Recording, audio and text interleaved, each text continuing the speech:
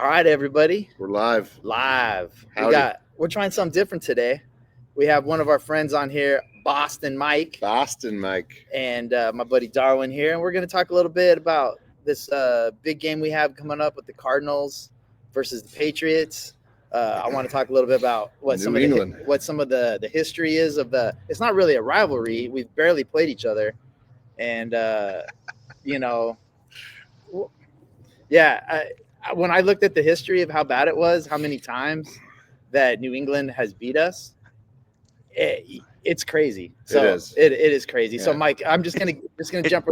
How many times do you think the Cardinals have beat the Patriots since 1991? Oh well, since '91, it's well, okay. Well, so what I will say is overall in the series, I think it's the Patriots are up 9-7 since 1970 when it was the Boston Patriots versus the St. Louis Cardinals. St. Louis Cardinals, exactly. So since the early '90s, because the Patriots were not very good in the early '90s at all. So how many times do you think we've won? The Cardinals have won. Since '91, I'm going to say they played how many times? Six times. I'm going to say 6 times. The Cardinals have only won one time since 1991 against the Patriots. Cardinal football. Okay, and I'll give you, Mike, I will give you $100 if you can tell me who the Cardinals quarterback was that beat you in 1991. 91. Wait a second. Neil Lomax. No, that was close. That would have been my guess. If I give you a guess, is that he ended up as a punter. Does that help you? Oh, I don't know, but no, it doesn't. Who is it? The Cardinals drafted this guy, Tom Tupa. Oh, Tupa, I remember him. And that's right, Tom Tupa. Yeah. He had 312 yards, 3 touchdowns, beats the Patriots in 1991. And then I look at the history. We don't win again until 2012.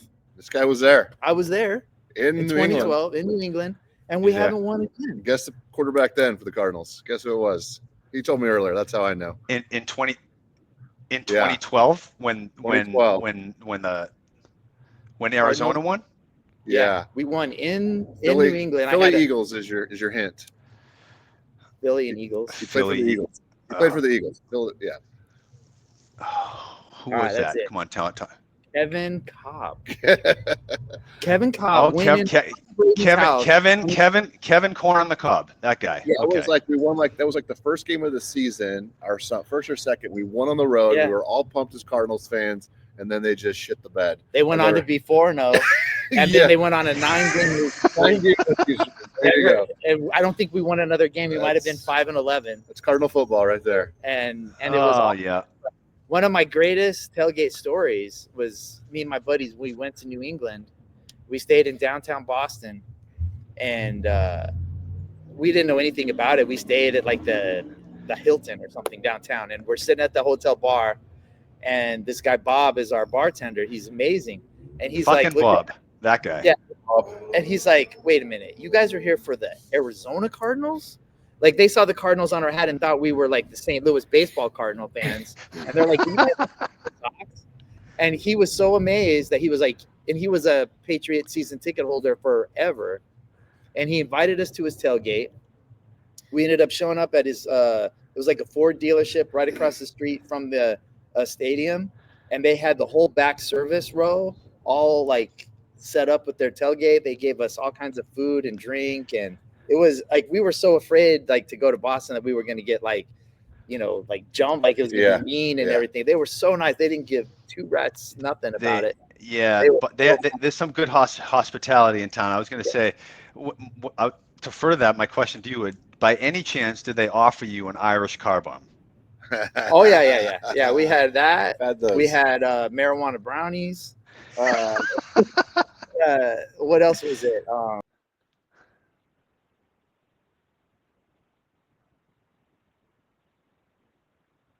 Uh-oh. You in? I didn't do anything.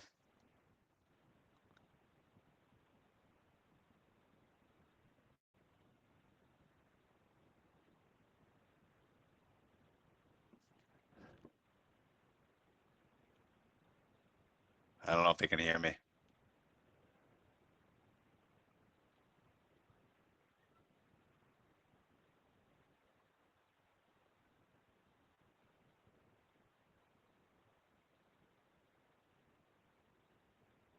Recording, so. Oh, there he is. He's back. They're back. We're back. All right. I don't know what Okay. happened. We had a little. We'll just keep. Okay, we left it on at marijuana brownies. Keep going. Yeah. Marijuana brownies. Yeah, we need to introduce Mike, and tell everybody who he is. So All right. He's our first guest. Mike used to live here in AZ, and he's in the New England area now. Obviously, we thought we'd have him on because the Patriots and Cardinals are playing Sunday. That's right. Yes. Little Boston broadcast edition here, episode 4. Yeah, the timing of it is good. Yeah, you're right. I was out there in AZ for about 10 years, and I plan to go back for some nice good vacations for an extended period of time. Like this time of year, it's 20 degrees. That's why I have a hat on. You were saying. It actually did last week. I had to take the snowblower out. I think I got about 8 to 10 where I am, but then it rained warm yesterday, so it's all gone. But yeah, so I'd much rather be, at this time. I'd much rather be there on the 10th hole at like a Las Colinas or something like that, than than where I am. So yeah, exactly. I got it. So, but maybe Sun Celtics, maybe Sun Celtics in the spring or with the Lynx, man. You never know. Yeah, we were talking about that. I know they're in town. I think the Celtics are in town. Was like mid-March, I think it is. They had to play Phoenix, and Phoenix got a legitimate club, March spring training. And who knows what the club will look like by March? Yeah, they're talking about trading all these trades and everything. For Jimmy Buckets. So, but based on this history, Mike, that you have with the Patriots, what is your feel for this current Patriots team? I mean, everybody knows you guys had the hoodie and you had Tom Brady and you won a bunch for like the dynasty 20 some years, and we got this thing. And all that. You need to cut the sleeve, roll the sleeves up, cut the sleeves. The Belichick hoodie, yeah. No, it's so. Here's my take when I talk to, and I'm certainly not diehard as I used to be, but I do go to a game every year now. Which, by the way, I was there, and the stadium's probably only 60% full. Wow. What I'll say is this. So yeah, they did have their time in the sun, about maybe 15, 20 years where they were always right there or winning, right? So that's clearly has changed. The Bill Belichick days are over. I think now there's a reprieve because Gerard Mayo's in there, and I think he had something in his contract where like he had to be the coach from being the assistant, from what I read. Now the thing about Mayo is like guy was a great linebacker at Tennessee. He played in New England, had a good career linebacker there. But I think I get the sense that when you hear the radio here is that look, memories get short, and so, like real estate. Exactly. So, I mean, what do they have? 3 wins, I think, this year. I mean, it could have been 2, but look, at the end of the day, they're irrelevant right now. No, they love Drake May here. They I mean, you look at Drake May, right? And here's a guy. He's got, I think, 1,700 yards, 11 touchdowns, 8 interceptions, and he's doing it in front of a patchwork offensive line. And I say this very loosely. Like, these guys are great athletes, right? But comparably so in the NFL. I mean, they've had different combinations on their offensive line up until I think at the 8th week that they've been consistent. They have 3 starters on their team, on their O-line, that were released by their prior teams. Oh wow! So look, I mean, these guys are good. Don't get me wrong, but comparably so to I mean, what does that add up to when you do the stats? They're literally 32nd in the league offensive line. So Drake May he's making plays and he doesn't have any real key wide receivers. Hunter Henry doesn't have any weapons. So I think the concern here is that they look at Mac Jones. Mac Jones was okay. He kind of had a rubber arm though, from what you hear around here. The concern is that they waste a Drake May his time, that they blow up his development, right? Yeah. Now, what they do in the draft, because that's how you build your team, right? Draft and maybe free agency. There's all sorts of ideas what you should do, right? I mean, like, personally, I think they should just go after 3 or 4 solid offensive linemen in the draft and hope 2 of them work out, because Drake May is like running for his life back there, and that's why I like this weekend when they play the Cardinals. I think the line is 6. I expect the Cardinals to cover. I mean, I think it means more to them. I think the Cardinals, what are they, about 500? And I think 3-game losing streak.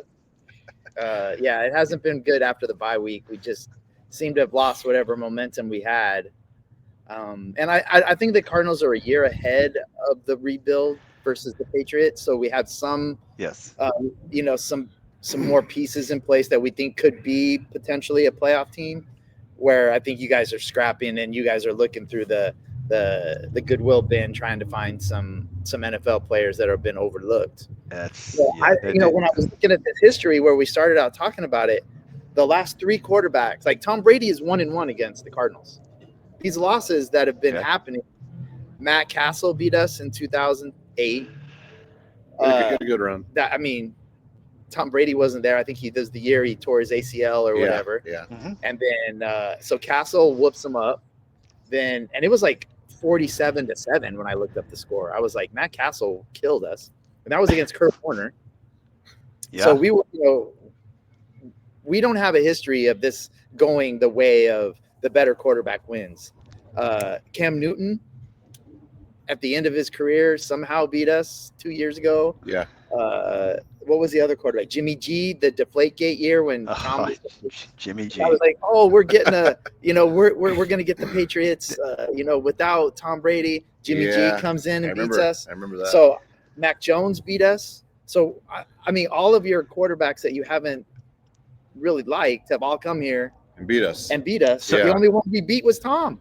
And I see. So if I'm sensing correctly, there is a concern. New England could come in and put something together. Get that. Those statistics, hey, stats don't lie. People lie, but stats don't lie. I like that. That's good. Yeah, or it was, words make noise, but numbers scream. I heard that somewhere. That's right. Yeah, that's it. The numbers scream that this game is not a 7-point win for the Cardinals. Right. This is Drake. This to me comes down to what coach plans better, and if Drake May can match Kyler Murray and not turn the ball over, which one of them runs for more yards? I really think this could just be as simple as Drake May runs, Kyler runs, who gets more yards and who does it when it matters. Yeah, and I think so. Here's my question. Another question for you is: do they have a pretty good defensive line? Can they put pressure on the quarterback? No. Okay. No, we have if no you would money. Have said borderline. Yeah. No, we have no money invested in the defensive front seven. We have retreads, and our pressure comes from linebackers and safety blitzes.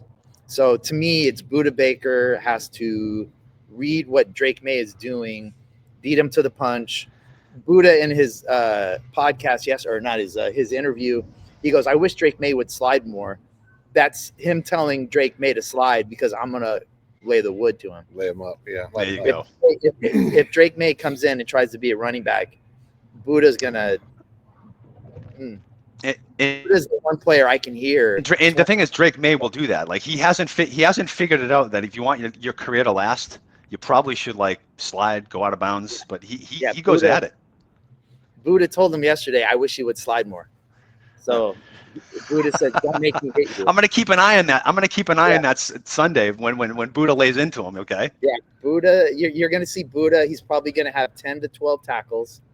He plays all over the field. He blitzes from inside and outside, and then we also do some middle blitzes with the middle linebackers coming up the middle late on a delayed blitz. So he's going to have to pick those up.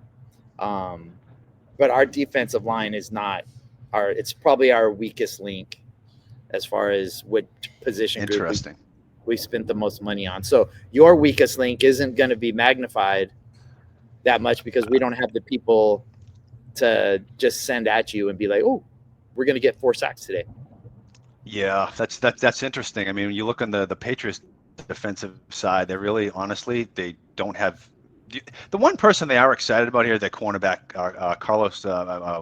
Christian Gonzalez. Sorry, he's legit. I think he's in his second year. He got drafted 2 years ago. Was hurt most of last year, but he's pretty legit. So it'd be interesting to see if Kyler Murray, when he throws, does he throw to that side or does he go to the other side?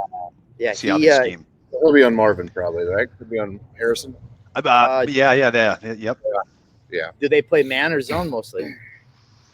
I think they mix it a little. I mean, depending on the scheme, what they do week in and week out. So Kyler mentioned that Gonzalez guy by name. Big. Yep. He called him the big Texas kid. Yep. He goes, I'm gonna have to know where he's at. Kyler's a Texas guy. Yeah. Kyler's a Texas guy, so that makes sense. I think this comes down to Buda Baker, the kickers, and then the Cardinals' winning formula has been when Kyler runs, we win. Yeah, right? Kyler runs for like 50 yards, we win. When we've won, it's been like we were like perfect in the red zone, like no field goals. We get to the red zone, we score touchdowns, and we don't. Yeah. We were like in the, I don't want to know exactly, but we're like the top 5 in least penalized team prior to these 3 losses.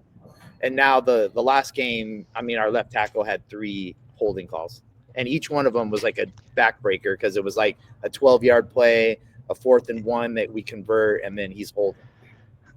It's just, it's crazy how penalties will you clean some of that up. I think when I was watching the game last week, you start to see like 9 penalties for X amount of yards. I mean, that just puts you in 3rd and long, and all sorts of problems come from that. So I'd be surprised if they must have a stat out there that what's the correlation between your least penalized teams and wins, percentages that like you don't get penalties that keeps you in scoring positions. So there's got to be some positive correlation there. Yeah, I'm pretty sure the Chiefs have that. Oh yeah, absolutely.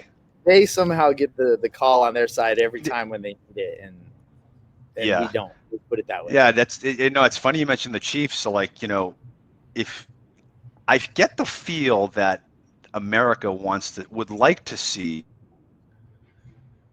a Detroit versus Buffalo Super Bowl. Like that would be entertaining, right? They play this weekend. But I get the feeling that they're going to get. Yeah, I get the feeling Kansas City's somehow going to weasel their way in there against maybe like a Philadelphia or something. Super Bowl America exactly. Wants. Exactly. We'll find out something. We'll see something like that. Yeah, we'll see. So you guys were talking history with the Patriots and Cardinals. Not a whole lot there, right? No, but Patriots got a big history in Arizona. Been here to the Super Bowl twice, right? So I looked it up today. 2015 Seahawks. Ooh. The Malcolm Butler interception the goal line, right, with like 20 seconds left. So you guys won that one. But then the undefeated season, I always think of Randy Moss. That was 08. That was the David Tyree, the helmet catch, right? The Giants beat him, right? The Giants beat him, yeah. The Eli Manning. Yeah, so you're saying the Giants come here, beat the the Patriots come here. They're 1-1 in Super Bowl. And they beat the Cardinals up, no problem. Yeah. But then if it's a Super Bowl, we just need to pretend they're playing the Super Bowl and we have a chance? Yeah, there you go. Right. I'm telling you, Mike, I'm not. Exactly. That's exactly. And it may depend. It might depend on what type of uniform they wear too. Who knows, right? Okay, so are there things about the old uniform versus the new style uniform that the Patriots are worried about? So what I can tell you is that the fan favorite is the old throwback here. Yeah, those are nice. They do like that one, but hiking the ball. Yeah, those are good. The guy, yeah, exactly. Pat the Patriot, I think his name was what they called him. And then they, of course, I think it was '93 when they rebranded the whole team. I think Parcells came in, they drafted Bledsoe, new uniforms, new logos, and they went with that other look. And they used to call it like the Elvis look. At the time, it wasn't really popular or anything like that. But of course, when they start winning, that changes everything, right? Right. Sure. Yeah. That's what they did. The Elvis look right there. So So that's the Patriot that looks like Elvis. Yeah. So he's like slicked back. I don't know whatever they did with this thing. I don't know. They probably paid a lot of money. They paid a lot of money to get someone in there to logo that thing up. Yeah. Now ChatGPT would do the same thing for 25 cents. Yeah. Exactly. That's right. Yeah. That's right. So, do you think are you watching this game and hoping they win, or are you hoping that they are Patriots fans hoping that they play good but then lose because we want draft picks? Yes, the latter on that one, absolutely. Yeah. So you're hoping for 3 quarters. It's you want to see Drake May. Yeah, be competitive. Be competitive. Drake May looks good. They're really excited about him here. He's going to be on the run. I mentioned the offensive line earlier, just 32nd in the league. But in general, yeah, do the fans want them to win outright from here on? I don't know. The thing about the Patriots, they're not 1, 2, 3, or 4 players away. They are many players away from being a legitimate team. I mean, they clearly screwed up somewhere along the line with the draft or something in the last five years or so, because there's really nothing to show for it right now. So who's pulling the strings over there now? Kraft? Yes, Kraft is, and Gerard Mayo and who he has. Their offensive coordinator, Alex Van Pelt, he used to play in the NFL. I think he was a Michigan quarterback, back in the day. He's taken a lot of heat here as well, with his play calling. So it's going to be interesting to see how it shakes out at the end of the day, what they do in the offseason. Some people say that they should just get rid of Mayo and the whole staff. I don't see that happening. It's only been a year. I think Kraft gives him some time. How much time? Hopefully not as much as Jerry Jones is giving McCarthy and his guys over there, because we know what's happening over there. Yeah. So, hey, is Foxborough still way out in the boonies? I was there years ago for a hockey tournament in the summer, and it was way the heck out there. Not much out there. I think some car dealerships. I drove around the parking lot. There was a rink nearby. Is it developed out there with homes now, kind of like Westgate? If you've been here lately, like they're building the big resort by Westgate, and there's a Top Golf, and there's a bunch of stuff out there now. But what's that like out there? So I don't know the last time you were here. So Kraft put a lot of money into the surrounding area there, and they have developed it all. It's called Patriot Place. It's really nice. Shops, restaurants, bars. Nice. They got like a Patriots Hall of Fame there. So it's definitely more developed than it was, say, 10 years ago. But yeah, it's nice. But like I said earlier, this was back in the heyday when they were winning and they were selling out. The last game I was at about a month and a half ago, they played Houston. Yeah. Stadium was only maybe 60% full. Wow. So, well, you guys have a culture of winning there in Boston. I mean, Title 10, you guys in the Bay Area. I mean, there's a lot of titles right there. What's the vibe with the other guys in sports right now? I mean, the Celtics are obviously good. I haven't really paid attention to the Bruins.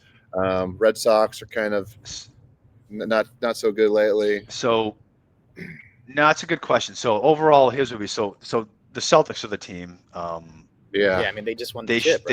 Statistically, they just won the chip. Statistically, they should repeat, but it's tough to repeat. You just don't know what's going to happen. I think the feeling around here with them is you look at the way the game's played today. With it's different than back in the day that we know picks and stuff. With the drop back threes, statistically they're the best. Oh, we lost you, Mike. You're back. You there? Hear us? I can't hear you.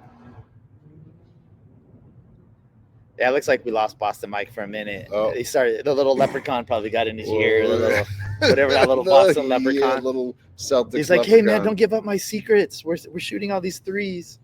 I know. Yeah. He's like, "Oh no, Jason Tatum."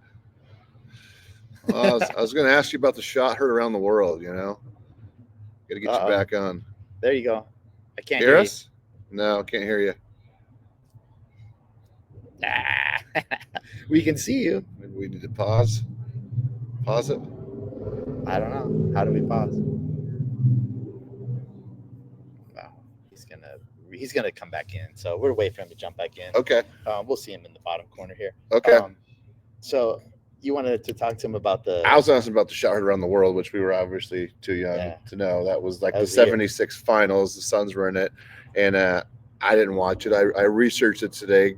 Gar Hurd hit the shot. It was in double overtime to tie the game, to send it to triple overtime, and then eventually win the game. And then they won the series the next game. That was game 5. And that was kind of like that team was kind of like the Devils, where they came out of nowhere. Yeah. Okay. I think that was like Paul Westphal. Yeah, Suns. We got you back, Mike. I can hear you. Can hear you. I don't know if I can All right, see I'm back. it. So I got to fix that. Someone calls. Can you see me? You can see you. Yeah, I can hear you. Now, Good now. We can see you. So we were just talking Okay. Someone tried to call me again. Sorry. Okay. Yeah, someone tried to call me. Sorry about that. I got to fix that. Technical difficulties. But as you were saying, I think with Boston here, they feel that in a series, they could be pretty tough to beat. So out of 7 games, I think so they're the team to beat. That's kind of where they are. Yeah, West is wide open, right? The East, it's like Boston, and there's everybody else. Milwaukee's fell off. I'm trying to think who else you got. Orlando seems to be bubbling up. Knicks are decent. Yeah, I mean, who do you Cleveland? think? What's the feeling? What's the feeling on Cleveland? I feel like Cleveland and OKC are like still too young. They're going to be the team in 2-3 years, but they're just, I don't know if they're there yet. I think I haven't looked at Cleveland. I think you'll know a lot more, Mike. We should do this pod. We'll have to come back and see what Boston does in the month of January for the Celtics. Let's do this in March when the Celtics play the Suns. That's right. I was looking at their schedule today and see who they beat. The Celtics are 18-3 in their conference. They're 2-2 against the West. Yes. And so they haven't had any long road trips yet. They haven't had any Western road trips. They've had like a couple West teams go and show up there where they're on trips. And I think they lost to 2 of them. They're 2-2 against the West. So after, I think it's Christmas or New Year's Eve, they play somebody. And then on January 2nd, they go on their first West Coast trip where they play like 4 games in 7 days or something like that on the West. They play like Minnesota, OKC, Denver, and the Clippers all in a week. So they got a tough little road trip there. I want to see I think Boston's good. Don't get me wrong. No, they're the team to beat. But they haven't been tested There's so much discrepancy between how good the West is or how competitive it is versus the East. And I'm not saying they're not good, but I can't compare it until they start mixing up the schedules a little bit more because we haven't played the East at all, and as the Suns really go, and we haven't gotten any of those easy games, and we've been hurt. So I don't really know how good we are yet, and I'm not really counting Cleveland as that good yet. I'm not really counting Boston. I mean, I know they're good, but you guys lost some important pieces, I think, where your depth is not there. So can you play at that level 4 games in a week against the West? Yeah, that's a valid point. Then you can throw the Texas Triangle in there as well. And I know when they do that, that's like 3 games in 5 nights. So no, that actually, it's funny that was a concern last year, even heading into the playoffs, was when they play these good teams like Golden State, where or a lot of chips fell their way last year. They didn't have to play. I think it was Denver, Minnesota did them a favor, and quite frankly in the playoffs, right? So that's probably still the concern this year. But at the end of the day, like I think when they get in a 7-game series, at the end of the day, someone's got to beat them 4 times. That can prove difficult, but I think it's going to be a little more difficult to the road this year than it was last year. At the end of the day, so. Well, I blame your Celtics for the reason the NBA sucks right now. Everybody's trying to shoot threes. Well, they are pretty bad. They are pretty bad about that. They are pretty bad at that. Or would you say this? Would you blame them or would you blame Chef Curry for what he did to the NBA? I'm blaming Luka for flopping. I blame Steph for making all the kids thinking they can shoot threes. Just chuck up threes, yeah. So like when you're playing like pickup and stuff like that, like everybody wants to shoot. Curry. I mean, yes, I rep JV in freshman high school, and some kid pulled up from the logo yesterday in a JV game and airballed it, and I was like, okay. And then the next play down, he does it again. I'm like, well, it's funny that I was going to ask the two of you that because you got sons and more close. I mean, I got 2 girls, 15 and 13, but. Given the complexity of the NBA now with the step back 3 and run and gun, what are the kids doing in high school and like late elementary or early college? Are they running the pick sets? Are they just coming down doing? What are they doing? Seeing the Euro step out there a lot. I see it in our pickup game. Well, in high school, if it's like organized, it's been good. Like I've been very impressed with the level of play of the style that I'm reffing. Pick and roll. They do a lot of weave where they're doing dribble handoffs, trying to create dribble drives. But they do probably score a lot of corner threes. every team has a kid that can just sit in the corner and shoot and isn't really doing much else. Where back in the day, that kid probably would have been your 8th man. Now he's your, starting shooting guard because you're not asking him to really dribble. So he's like a specialty player. He used to be a specialty player. And now it's like, oh, this kid can shoot 8 threes a game. Yeah. And we got to have him in there. And I don't know. I don't mind it. And the high school game, I don't think is bad from what I've been reffing. The NBA game that I watch, I don't like at all. Yeah, it makes you wonder like where it goes awry, right? So you for example, in college, and I agree with you. A lot of times, even in college, the players you don't really see that as much in college. So where does it make the change, right? I mean, like there are some good players in college. Like I know they're pushing this kid Cooper Flagg from Duke, who seems like he's pretty. Who actually he's a Maine kid. But how does someone like that, when he gets to the NBA, do they start saying to themselves, "Well, I got to start picking up a drop back three, expanding the range"? It just makes you wonder where it changes. Well, they've taken out the and one, so now every foul to the cup is out of bounds. So they're not letting the guys do the continuation. They're giving corner threes the same amount of points as a deeper three at the top of the key. Mm-hmm. So they've got to do something. I don't understand it. The game, you'll watch a game and the center will never go below the free throw line because he's just getting bounced back and forth as the 3-pointers just keep jacking up. There was a play or two not that long ago. I think the Suns played the Lakers, and LeBron was just walking up and down the court, just waiting for someone to shoot a three, and he didn't even bother to go the other way because he knew they were just going to shoot a three, and it was going to be back to him on defense, and he just took the 20-second break. Yeah, it's just a math equation. They're trying to shoot 43s, and I'm going to blame your Boston Celtics for that. You can blame them because there was a game last week. I think they had like 33 attempts at the half. Even my good friends that we follow, were like, "WTF is going on here?" It's to the point where sometimes it's really not fun to watch. Yeah. Huh. So what if you think they made a dunk 3 points? Yeah, that would change things. Hey, you never know what the competition committee is going to come up with in our lifetime. There might be some change. You never know. What do you think of the NBA Cup deal they got going on? Good, bad, and different. I think it's good. I mean, money does matter. What is it, $500,000 per player to the win? I mean, hey, look, at the end of the day, that matters, especially to your lower roster guys, right?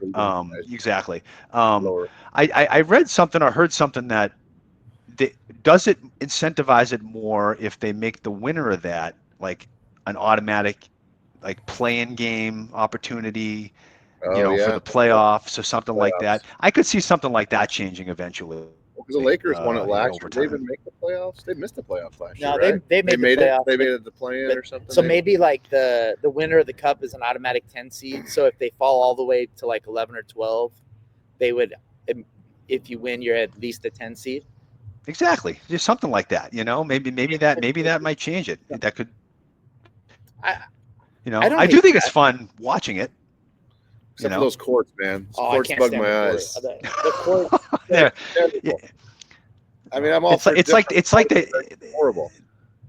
Yeah, it's just like too much going on for my eyeballs when I do watch that, and I'm just like I can't. I'll watch the highlights at this point. Yeah, it's bad. Yeah, there was one court that was just so bad I couldn't even see the players. The ball. Knicks had a bad one. One of them was blue, like dark blue. Mm-hmm. Yeah, I'm not down with the courts. I'm okay with the jerseys. You can make as many jerseys as you want. I don't care. I don't like the court. The jerseys are cool. I don't overall. Get rid of the court, and I think I kind of like your idea of making it a mandatory. If you win the cup, that's like the MLB All-Star game where the winner gets home field advantage in the World Series. It's kind of similar to that. I mean, and when you look in the West right now, like the 10 seed is probably a game or two over 500. Yeah, it's so tight. And there might be a team on the 11 spot that at this point could also be like right at 500. So like I think in the West, the 11 seed is probably a 6 or 7 seed in the East. Like as far as like the record goes. I'm not saying that. I know. I agree. I agree. I would agree with you. I think the East is like we hit on earlier. It's a little top heavy. So like but then there's a fall off. Yeah. If the West team won the cup and then they got hurt and they had a guy fall out, they could go all the way to like 12 or 13 and still jump to like the mandatory 10 seed. Yeah. I think that's kind of cool. That would give like Portland a chance to like maybe try really hard and not give away the games, and it would also make a team like the Suns that kind of are older and hurt push them to win those games, and then they would be like, okay, well, at least we're the 10 seed. Yeah. At least we got a chip in a chair. I like that. That's a good idea. I like that. Chip in a chair. I like that one. So like watch a game and I bet you can count how many dunks happen on one hand, and I'll bet how many contested dunks is probably 2 or less. Where the NBA that we watched, almost every quarter, someone was getting dunked on. Good old days. And it was usually, your Mikhail drop step, pass off to Parrish. There's none of that. Exactly. None of that. There's no like, even like when Amari Stoudemire was playing, like he played different back then. I remember Cedric Ceballos, TC, little Tom Chambers. Like that was fun basketball. That was fun basketball. But I hate to sound like the old guy, but I just feel like it's the old head. It just changed. Old heads. When was the last time like Brandon Miller had a pretty good dunk for the Charlotte? I think they're the Hornets still. I mean, who's your big dunker now in the NBA? Like, I remember Sean Kemp back in the day. The dunk contest sucks now. There's a bunch of no-name guys, right? But who comes to mind when you think of like dunkers in the NBA right now? Who's the first person you think of? Anthony Edwards. He got. Yeah, there you go. That's a good one. Anthony Edwards. Even did Jaylen Brown? Did he win the dunk contest last year? I think he might have. Did he? I don't watch it anymore. I don't watch it anymore. So, but it's boring. No, they had a G League kid. That's right. That won the slam dunk contest, and then McGrain or not McGrain. yeah, McGrain. Exactly, McGrain. I forget the guy. Mike McClung. Yeah. Max McClung. He's the guy. Yeah. G League. That's right.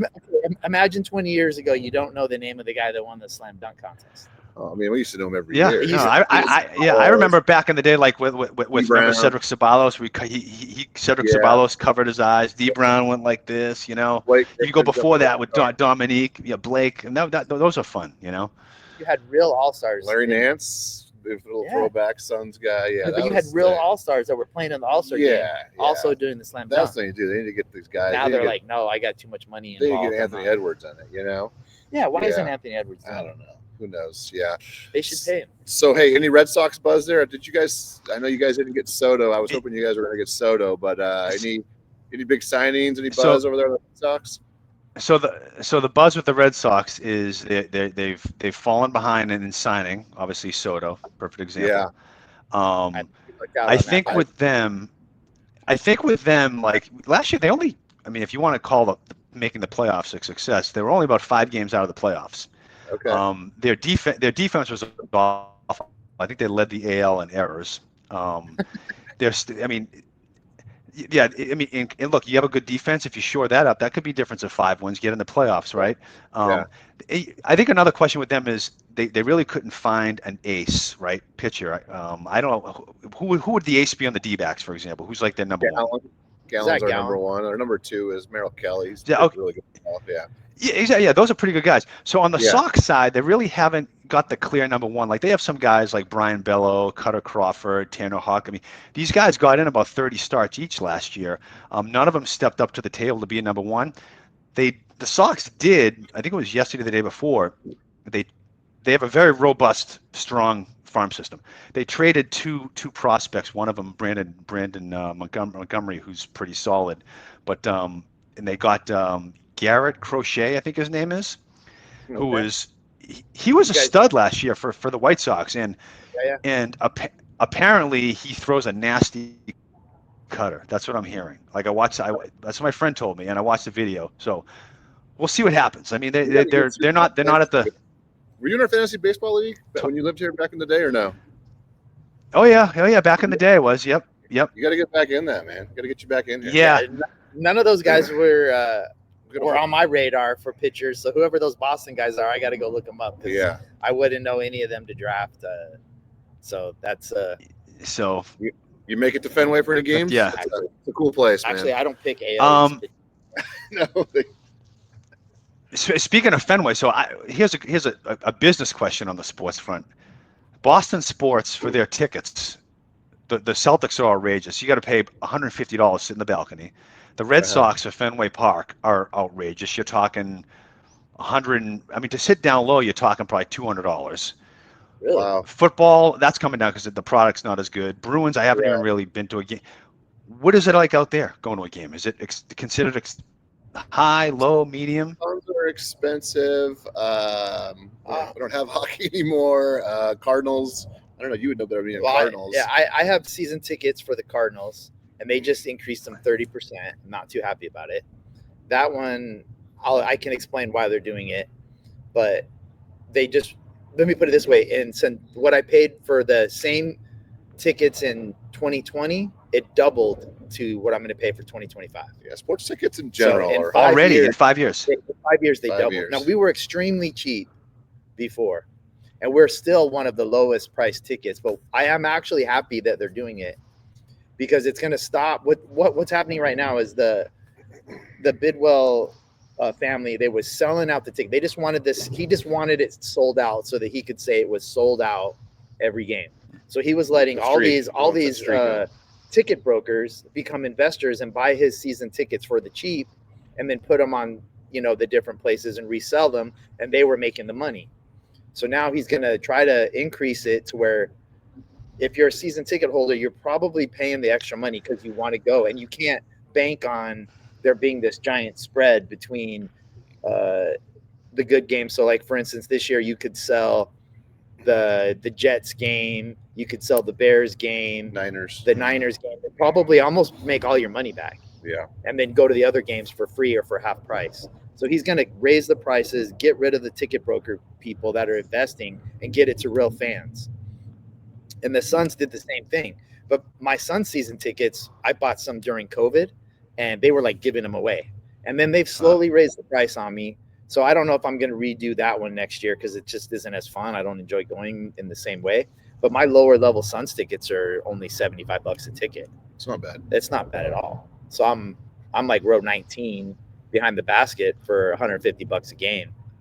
And if I ever don't want to go and just I can make my money back and break even on the Suns. I cannot on the Cardinals. If I tried to sell my tickets this weekend for the Cardinals, I would not break even. Wow, that's good to hear. It's certainly not that out here, that's for sure. It's a little frustrating.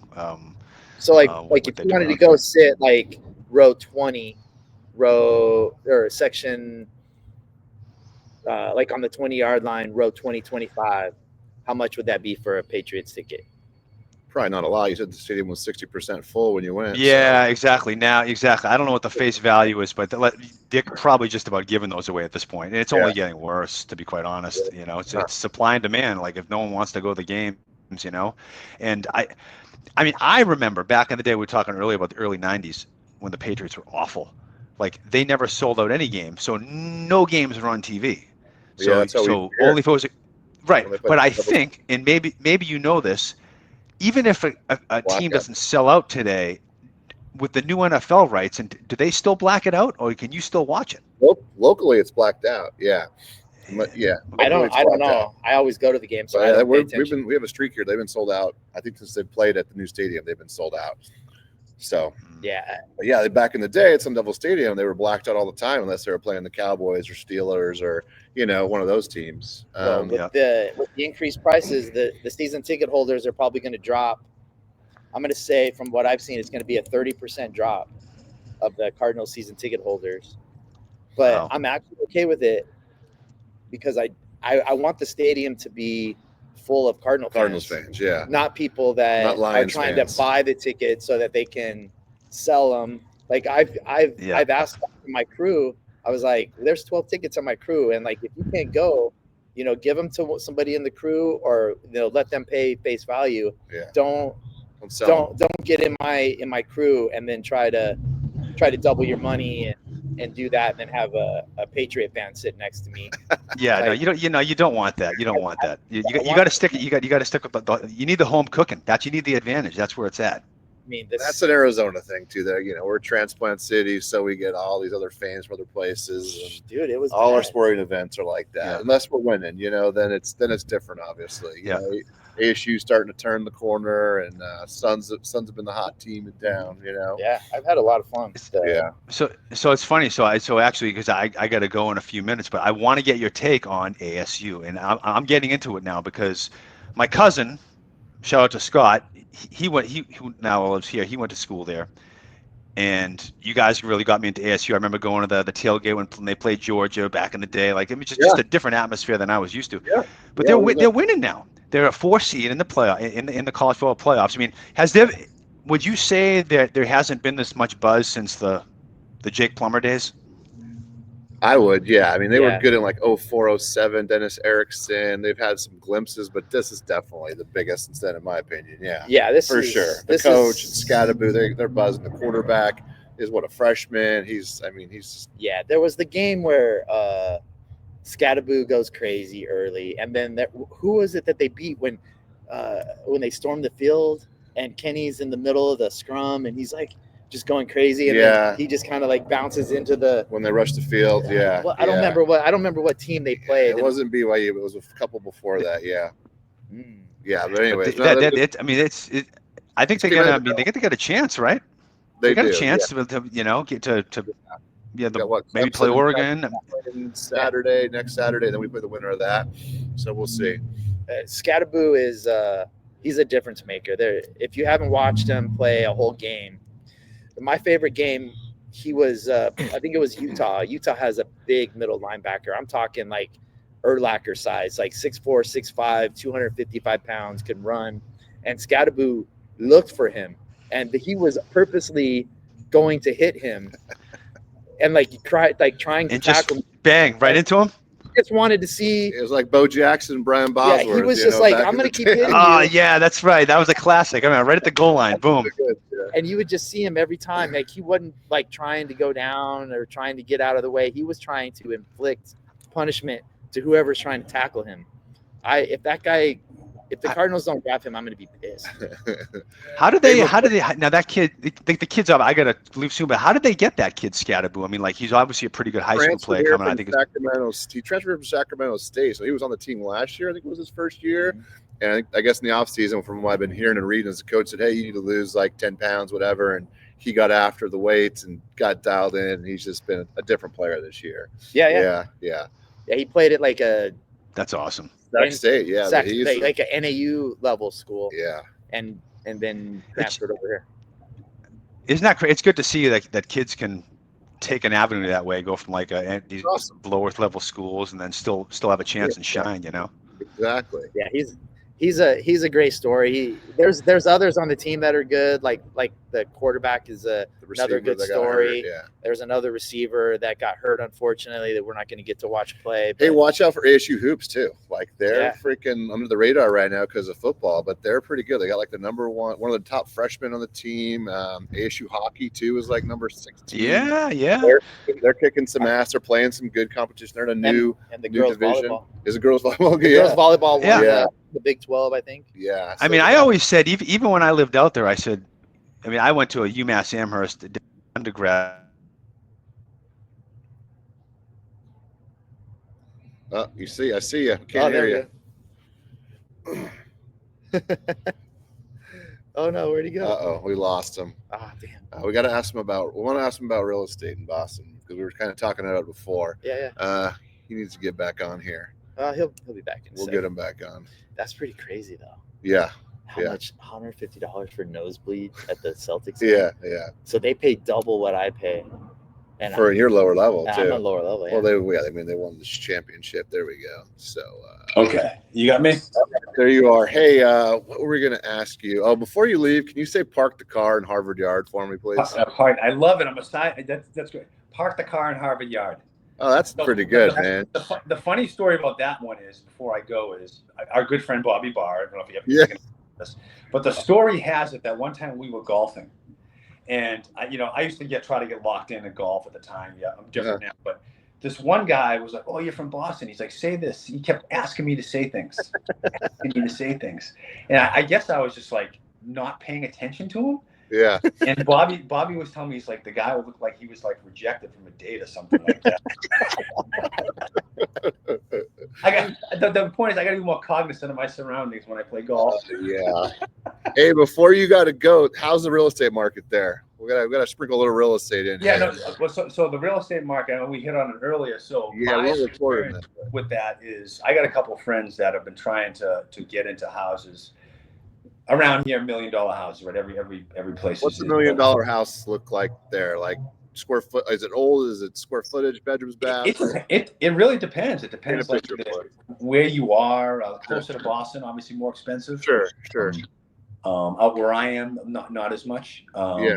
Being an hour west of the city. But anyway, my friend's been trying to multiple bids on houses, $1 million, and the list might be 1.1. And they got to go in at like 1.4, 1.5, and they still don't get it. They're going for that much more over. So you're already in bidding wars, and it's That's already crazy. A seller's market there. But your market slows in the winter with the snow, right? Like when we're busy, when our weather's good in the spring. And in the winter here, that's your slow time, right? Or no? I mean, you would think so, but from the statistics, not right now. Like, yeah, people are still like they. I mean, the holiday season, sure. Yeah. With listening, but yeah, people seem to want the hard asset, I guess. And we hit on it earlier. With your average rate, we'll call it 7%. And if they're trending down, if it's a bidding war now for these homes, yeah, there'll be more buyers. And the rate, decrease. Does that mean it's only going to get worse for that home buyer? I don't know. How's your inventory? Is inventory low there, or is it normal? Yeah, absolutely. It's definitely low. I mean, it's people low. Set these things up. I mean, it's wow.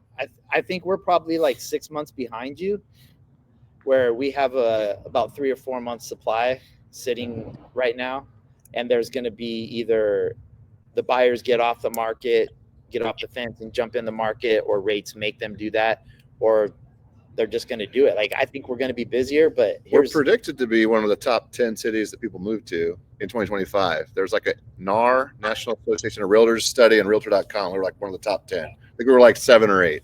Yeah, but you got a huge place like Boston already in bidding wars. Yeah, that's nuts, man. It's crazy. Yeah. Well, I think that might be coming this way.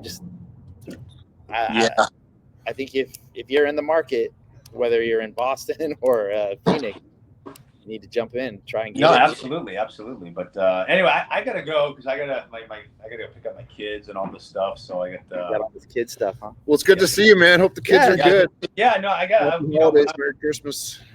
We'll do it again. We'll talk soon. We'll do it again. We didn't talk any hockey, man. We got to get back here and talk some hockey next time. Yep. Anytime. Take care. All right, buddy. Take it easy. You later, Mike. See ya.